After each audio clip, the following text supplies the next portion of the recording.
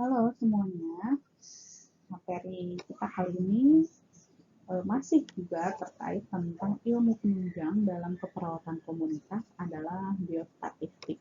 Ya, perbedaan antara keperawatan klinik, ya misalnya anak, mater, eh, medikal bedah, gitu ya. Yang di klinik itu memang jarang menggunakan statistik dalam pengkajian dan analisa data kesehatan pasien ya. Tapi kalau di komunitas karena pasiennya adalah masyarakat atau kelompok khusus yang jumlahnya banyak sehingga memang memerlukan ilmuwan biostatistik, jadi statistik bidang kesehatan. Tapi memang yang digunakan statistika dasar, jadi tidak sampai yang rumit gitu ya. Jadi memang hanya statistika dasar. Nah, data hasil statistik yang didapatkan oleh perawat komunitas saat pengkajian, maka itu nanti akan dimasukkan ke dalam data objektif dan data subjektif di data fokus pengkajian keperawatan komunitas. Ya.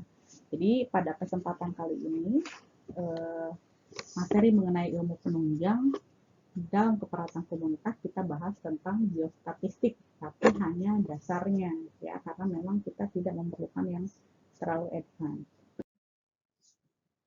Nah, biostatistik itu ada kata bionya ya. Kalau statistik umum ya berarti statistik yang digunakan di keilmuan secara luas. Tapi kalau biostatistik ya berarti statistik di bidang kesehatan. Walaupun arti kata statistik ini ada dari Latin dan bahasa Inggris ya, menunjukkan bahwa ini negara ya.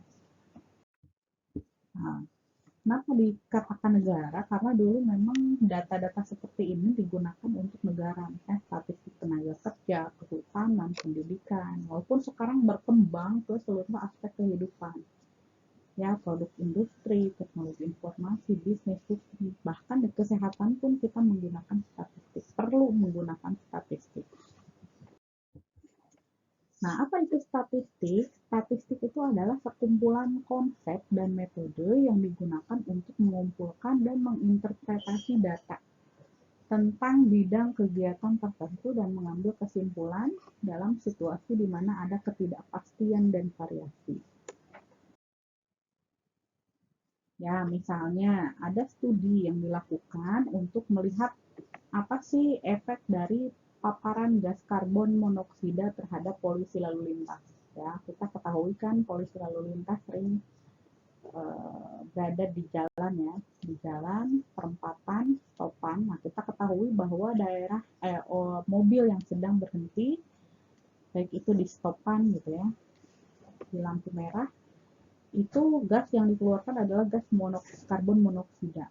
Ya, bukan karbon dioksida ya, tapi karbon monoksida, di mana zat karbon monoksida ini sangat berbahaya ketika terhirup oleh saluran pernapasan, maka akan menyebabkan hemoglobin itu lebih mudah menangkap CO ini. Efeknya apa? Efeknya berbahaya bagi pernapasan ya, bisa menyebabkan berbagai masalah pernapasan, PPOK, ISPA dan lain sebagainya. Dan ini polusi lalu lintas terpapar sering dalam waktu yang cukup lama secara berulang-ulang. Nah, sehingga kalau kita ingin melihat efek dari paparan CO terhadap lalu lintas, maka kita memerlukan yang namanya analisis statistik untuk melihat benar nggak sih ada efeknya atau justru malah tidak ada efeknya. Nah, untuk mengetahuinya tadi perlu dilakukan yang namanya uji statistika. Atau misalnya ada yang ingin mengetahui bagaimana hubungan nilai biostatistik dengan tingkat kehadiran. Ngaruh nggak sih tingkat kehadiran dengan nilai ujian biostatistik itu? Nah, itu diketahui ada hubungannya atau tidak adalah dengan yang namanya uji statistik. Nah, kalau statistika kesehatan berarti data atau informasi yang diberikan atau yang dikaji adalah berkaitan dengan masalah kesehatan. Misalnya, angka kematian ibu, bagaimana sarana kesehatan, cakupan imunisasi, atau misalnya ingin mengetahui hubungan antara kebiasaan ibu dengan angka kematian ibu, dan lain sebagainya. Nah, itu diujinya secara statistika. Nah, statistika ini di dalam bidang kesehatan memiliki beberapa fungsi, diantaranya pertama untuk perencanaan program pelayanan kesehatan. Jadi, untuk merencanakan, misalnya kita ketahui nih di suatu wilayah angka kejadian tuberkulosis paru ada 30%. Yang tidak pernah mendapatkan edukasi mengenai pencegahan penularan TBC ada 80%. Kebiasaan batuk tidak menutup mulut ketika batuk gitu ya, ada 70%. Nah, itu persentase tadi itu adalah hasil uji statistik. Ketika sudah kita ketahui angkanya tinggi, kebiasaannya jelek dalam bentuk yang objektif ya, real, maka itu menjadi dasar ya, data hasil statistik tadi ditarik menjadi suatu program pelayanan kesehatan. Oh, kita buat program saja edukasi bagaimana pencegahan TBC, tuberkulosis paru. Karena ternyata tadi angkanya TBC masih tinggi, kebiasaannya masih jelek. Nah, angkanya masih tinggi, kebiasaannya masih jelek, itu datanya masih subjektif. Kenapa subjektif? Tinggi rendah itu tidak ada patokannya gitu, tidak ada angkanya. Sementara kalau dalam statistik itu menggunakan angka pasti sehingga lebih objektif. Misalnya tadi ada 33% yang kena TBC, 33% itu angkanya pasti, sehingga memang di tatanan pemerintah akan lebih objektif dan meyakinkan kalau datanya itu yang ditarik berdasarkan angka ya, berupa angka hasil pengkajian analisa data statistika. Yang kedua fungsinya adalah untuk penyelesaian masalah kesehatan. Nah, tentunya program yang dibuat pasti untuk menyelesaikan masalah kesehatan. Kemudian yang ketiga bisa untuk analisis berbagai penyakit selama periode waktu tertentu atau time series analysis. Kemudian bisa juga untuk menentukan penyebab timbulnya penyakit baru yang belum diketahui. Kemudian untuk menguji manfaat obat bagi penyembuhan penyakit. Dan secara administratif bisa memberikan panduan ya, pedoman pengetahuan tentang kesehatan kepada masyarakat. Nah, ini tujuannya untuk memberikan gambaran atau ukuran mengenai status derajat kesehatan. Misalnya berapa angka kematian ibu, berapa angka kematian bayi, sehingga bisa kita dibuat program mengenai bagaimana cara menekan angka kematian ibu atau bayi. Nah, bisa juga untuk evaluasi program kesehatan. Ya, misalnya dulu karena angka kematian ibu tinggi, maka dibuat program. Satu daerah itu 1000 bidan. Jadi pemerintah menggelontorkan sejumlah dana untuk menyekolahkan bidan. Ya, bidan gratis gitu ya. Nah, setelah bidannya lulus dan bekerja, dievaluasi apakah angka kematian ibunya turun atau tidak setelah program itu dijalankan. Nah, itu untuk mengevaluasi. Itu ya, itu yang kedua. Yang ketiga untuk merencanakan program kesehatan. Ya, misalnya kita ketahui, oh ya, angka kejadian diabetes mellitus di wilayah A itu tinggi. Setelah dianalisis, ternyata penyebabnya lebih banyak karena pola makan. Nah, maka dibuatlah program kesehatan, misalnya edukasi nutrisi untuk pencegahan diabetes pada masyarakat wilayah tertentu. Gitu ya. Nah, statistik itu ada dua, ada statistik deskriptif dan analitik ya. Walaupun kalau di dalam ilmu keperawatan komunitas, kita ketika menyajikan data hasil pengkajian, itu mayoritas yang digunakan data deskriptif. Ya. Jadi data itu hanya menarik kesimpulan mengenai kelompok itu saja. Misalnya jenis kelamin. Ya. Jenis kelamin perempuan ada 60%, laki-laki ada 40%. Nah, itu data deskriptif. Atau status perkawinan yang menikah misalnya ada 38%, tidak diketahui sekian persen gitu ya, dan lain sebagainya. Nah, itu deskriptif. Ada inferensial. Inferensial ini menggunakan data dari suatu sampel. Biasanya ini untuk mengkaji antara beberapa variabel ya. Misalnya menganalisa hubungan tambahan berat badan ibu hamil dengan berat lahir di daerah A gitu ya. Sampelnya harus diambil dari tadi, dari tempat tadi. Atau pengelompokan lainnya ada juga statistika parametrik dan non parametrik. Ya, kalau parametrik ini menggunakan asumsi populasi dan membutuhkan pengukuran kuantitatif dengan level data interval atau rasio.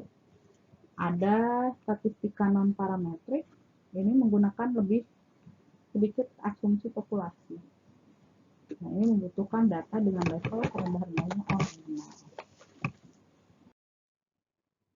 Nah, data itu ada data primer, ada data sekunder. Jadi ketika mendapatkan data di masyarakat untuk dijadikan data hasil pengkajian, data primer itu langsung dikumpulkan oleh peneliti, ya, oleh perawat.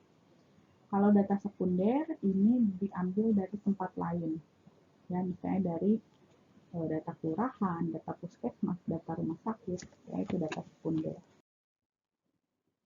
Nah, kemudian di dalam data hasil pengkajian biasanya kita menggunakan skala pengukuran. Ya. Jadi untuk variabelnya kita gunakan skala apa? Variabel itu apa? Adalah sifat yang akan diukur atau diamati nilainya. Ya, contohnya untuk mengamati bayi baru lahir, maka variabel yang diamati adalah berat badannya, panjang badannya, gitu ya. Kemudian untuk menilai kinerja bidan, nah yang akan dinilai biasanya apa kalau kinerja? Ya, bisa kedisiplinannya dan lain sebagainya. Kalau pengukuran itu ada 4. Ini bisa digunakan 4-4-nya untuk data hasil pengkajian keperawatan komunitas ya. Ada data nominal, ordinal, interval, atau rasio. Nominal ini nilainya bisa dibedakan antara satu variabel dengan variabel lain, subvariabel ya. Dan nilainya sederajat, artinya tidak ada yang lebih tinggi. Misal jenis kelamin ya, laki-laki perempuan itu sederajat. Agama, nah ini juga sama ya, data nominal. Tidak ada agama yang lebih tinggi gitu ya, nilainya enggak gitu. Walaupun misalnya ketika di coding sama-sama ada 1, 2 yang ada bertingkat, tapi maknanya tidak berarti itu adalah tingkatan. Yang kedua ordinal. Kalau ordinal tadi ketika di coding 1, 2, 3, 4 misalnya 1 SD pendidikan ya, pendidikan 1 SD, 2 SMP, 3 SMA. Tapi ada tingkatan gitu. Artinya apa, yang lulusan SMA ya tingkatannya lebih tinggi gitu ya. Bisa juga contohnya adalah status ekonomi. Ya, beda dengan nominal tadi. Walaupun misalnya 1 Islam, 2 Kristen, 3 Buddha, antara angka 1 dengan angka lainnya itu tidak memiliki makna lebih tinggi. Nah, kemudian ada interval. Interval ini nilainya bisa dibedakan, ada tingkatan, ada jarak. Ya, ada range, ya, ada range tertentu. Kemudian ada rasio. Rasio biasanya perbandingan. Nah, di dalam statistik, ketika kita mengkaji suatu populasi, populasi itu adalah semua unit atau subjek yang ingin diteliti. Kadang pada kasus tertentu ketika kita ingin melakukan pencarian data, itu kita tidak bisa mengkaji semuanya. Misalnya kita akan menjadi perawat di satu kecamatan. Ya, kita ketahui kecamatan itu ada beberapa kelurahan. Kelurahan ada belasan RW. Satu RW ada 20 RT. Kita hitung ada berapa RT. Satu RT ada 20 kakak. Satu kakak ada misalnya kita rata-ratakan misalnya 4 orang. Berapa ribu jumlah masyarakat yang mau dirawat oleh kita sebagai perawat komunitas, ya, sangat banyak. Sehingga pada kasus tertentu boleh dilakukan yang namanya penarikan sampel. bagian dari populasi yang karakteristiknya mewakili populasi. Boleh tidak? Boleh. Tapi harus penarikannya dengan tepat gitu. Jadi ada nanti metode pemilihan sampel ya. Teknik samplingnya seperti apa juga harus tepat ya. Jumlahnya berapa sehingga bisa mewakili populasi. Jangan sampai populasi memang banyak. Saya tadi ada 5.000 yang mau kita rawat. Ya, kita mau memberikan asuhan keperawatan masyarakat jumlah 5.000. Tapi dengan jumlah tadi ketika tidak memungkinkan, maka boleh diambil sampel dengan catatan tadi harus mewakili populasi. Jangan sampai tidak mewakili populasi. Jadi nanti tidak tepat sasaran. Ya. Nah, sampel yang diambil tadi bisa kemudian bisa heterogen.